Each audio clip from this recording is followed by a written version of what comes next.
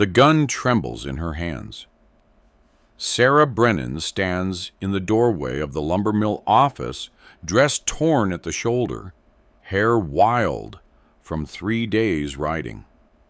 The Colt revolver, her father's, weighs heavy as truth.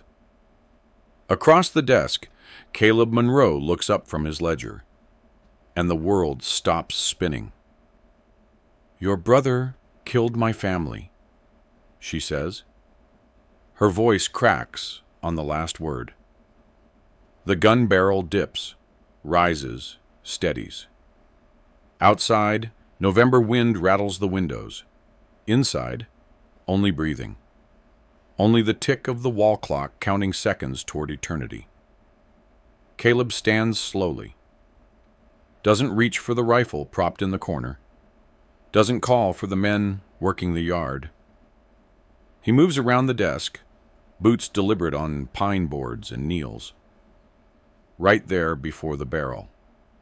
"Then pull the trigger, love." The endearment makes her flinch. She takes a step back. He stays kneeling, hands loose at his sides, looking up at her with eyes the color of winter sky. There's a scar through his left eyebrow, white against weather-beaten skin. 40 years old, maybe. Rough-hewn and angular, face carved by Montana winters. "Don't call me that." "All right." Silence. The gun shakes harder. "He's dead," Caleb says. "Owen died last spring.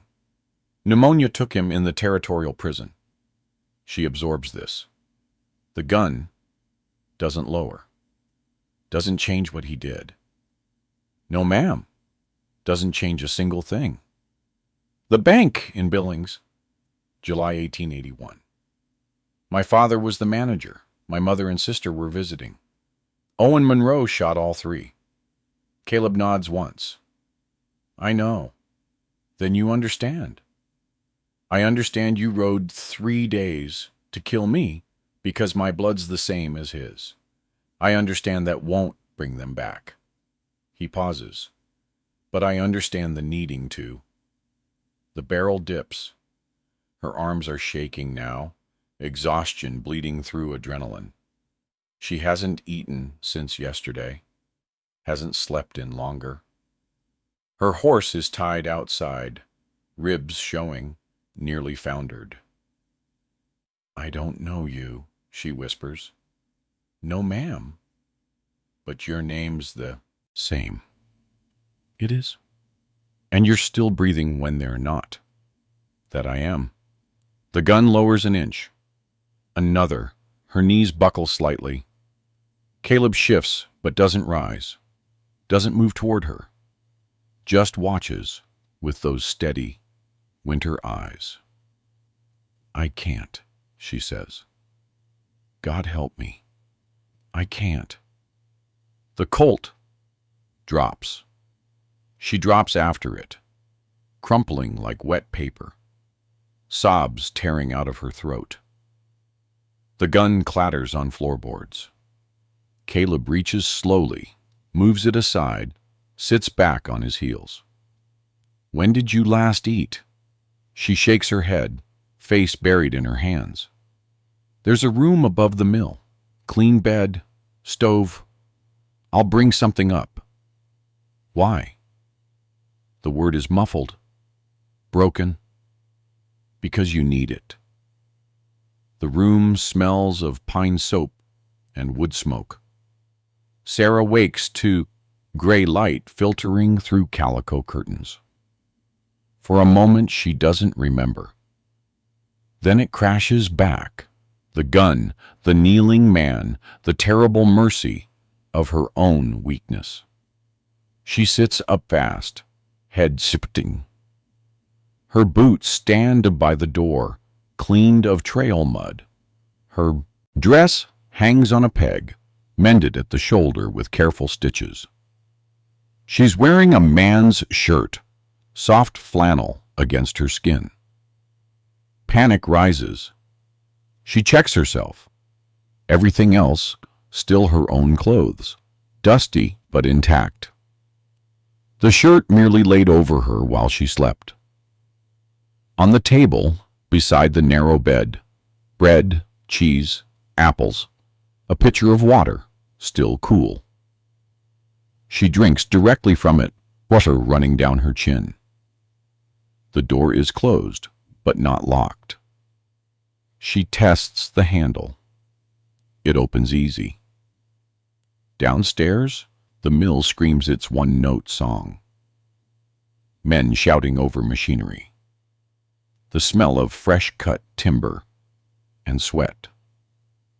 She descends the exterior stairs slowly, legs uncertain. Her horse is in the lean-to stable, munching hay, rubbed down and blanketed.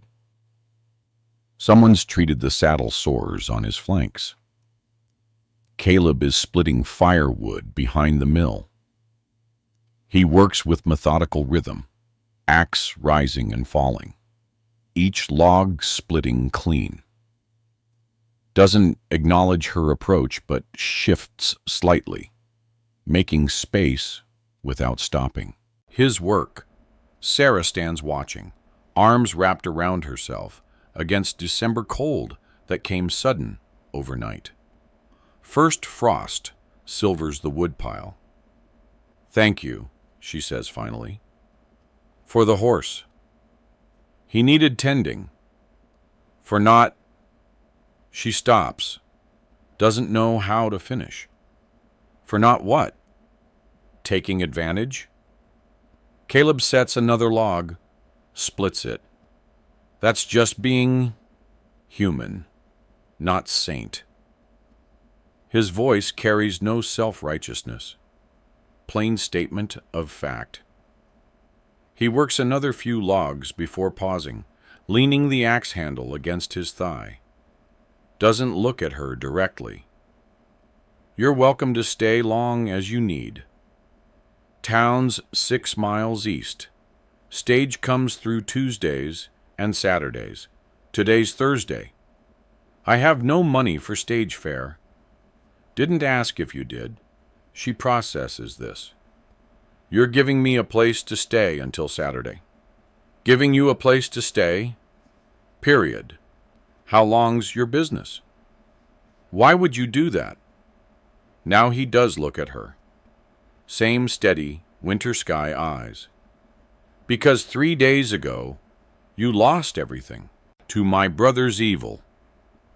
Yesterday, you rode here ready to die after killing me. Today, you got to decide what comes next, and you can't decide that cold and starving. I could still..." But she doesn't finish. They both know the gun's unloaded, locked in his desk drawer. "You could," he agrees. "But you won't." He returns to splitting wood. Sarah watches the rhythm, finds it oddly calming. The sun climbs higher, burning off frost. A chickadee calls from the pine trees. Her stomach growls loud enough he must hear it, but Caleb doesn't comment, just works until the pile is split, then gathers an armload. "I'm going into town for supplies this afternoon. Make a list if there's something you need. I told you, I have no money. I have money.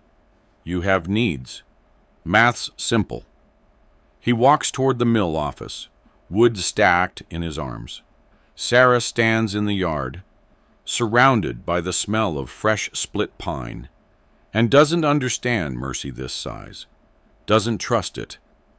But her horse is eating, and her stomach is empty, and she's so tired of carrying everything alone. She follows him inside. Winter settles in with purpose. Sarah stays, not deciding to, exactly, just not leaving. Each morning she wakes in the room above the mill, and each morning she tells herself today she'll go. But her horse needs another week to recover. Then snow closes the high pass. Then it's Christmas, and leaving on Christmas seems cruel somehow, though she's not sure to whom. Caleb asks nothing, expects nothing, moves through his days like a man accustomed to solitude. He rises before dawn, works until dark, eats simple meals, reads by lamplight. Whitman, Emerson, a battered Bible with half the Psalms underlined. Sometimes she hears him talking to the horses in the stable, low voice, steady as prayer. She begins helping without discussion, sweeping the mill office, cooking meals larger than one person needs. He accepts this the same way he accepted her grief, quietly, without fuss. They eat together at the small table, passing bread and silence in equal measure. "You read a lot," she observes one evening. "Keeps the mind from going narrow." "Owen read?" Caleb's hand pauses on his cup. First time she's said the name aloud. "No, Owen preferred cards and whiskey." "But you're brothers." "We're brothers. Blood doesn't dictate temperament."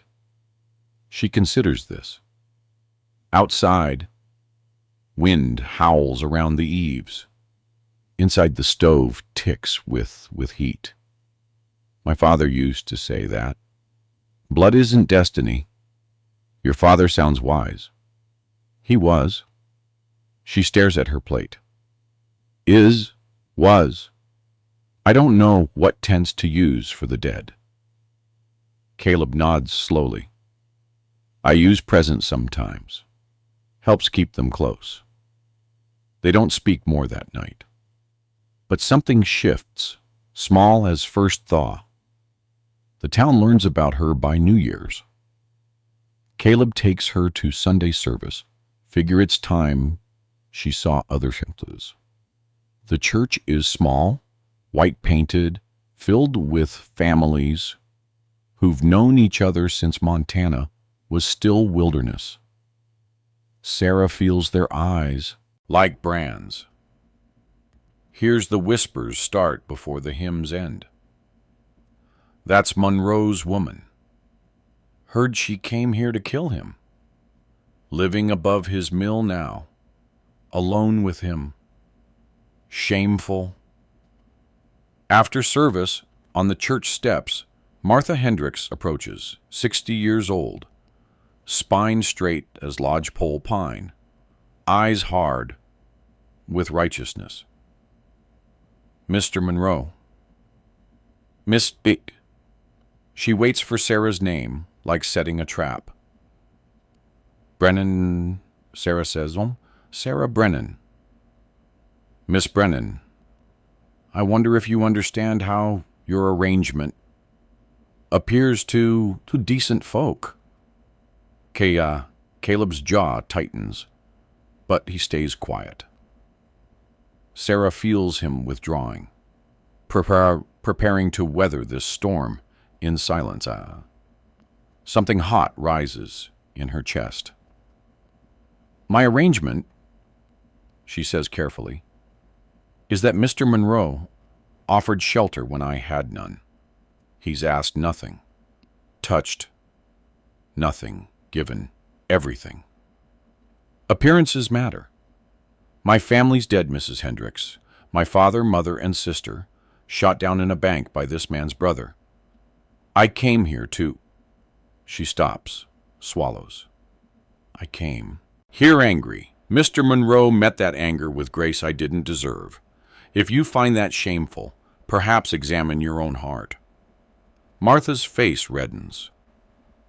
The crowd murmurs. Caleb's hand hovers near Sarah's elbow, not touching, but she feels the support in almost contact. They walk back to the mill in silence. Snow falls lazy and thick. Finally, Sarah speaks. "I'm sorry. I shouldn't have. You should have. I should have. His voice is tight. I let them talk because I'm used to it. Been the brother of a killer for 3 years now. But I should have defended you. You were protecting me, not making it worse.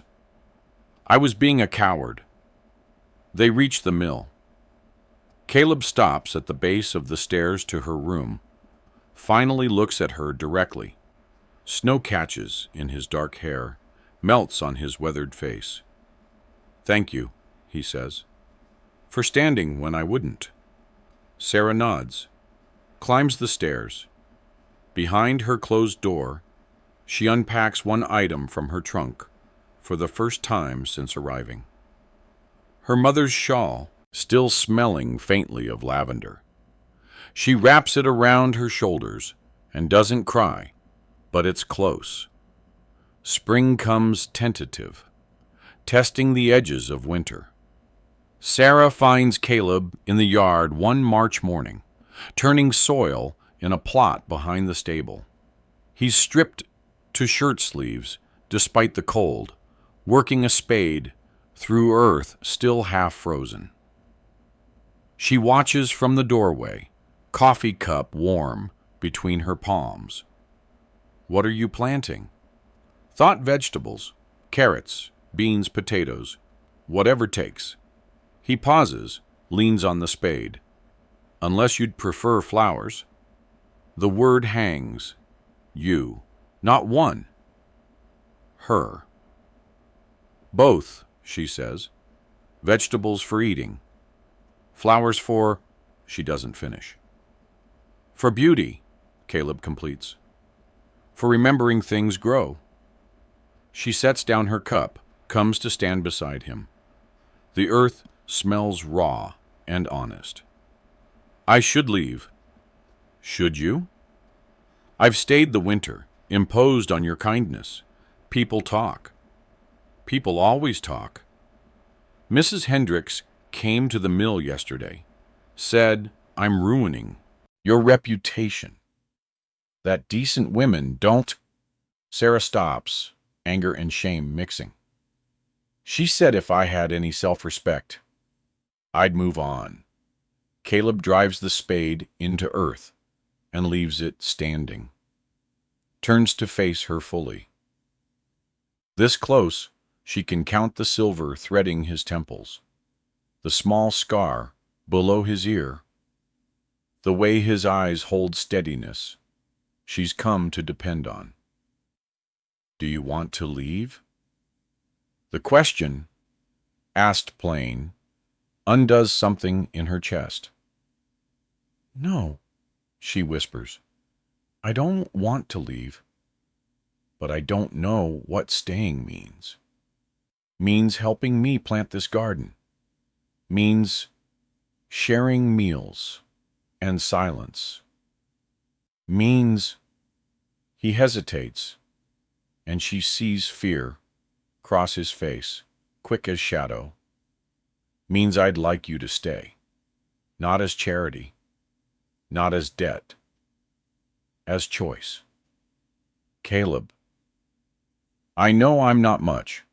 43 years old, brother to a murderer, half-educated mill worker with more scars than prospects.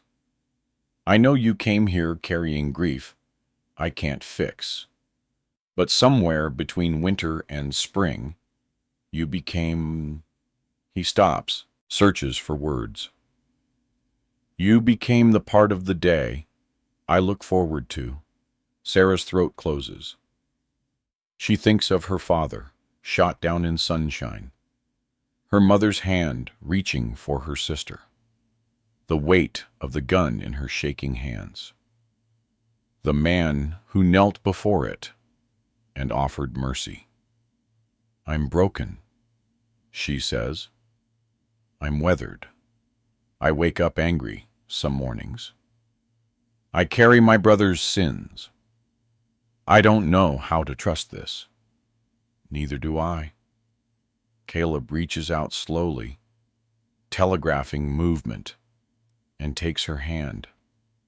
His palm is rough with calluses, warm despite the cold.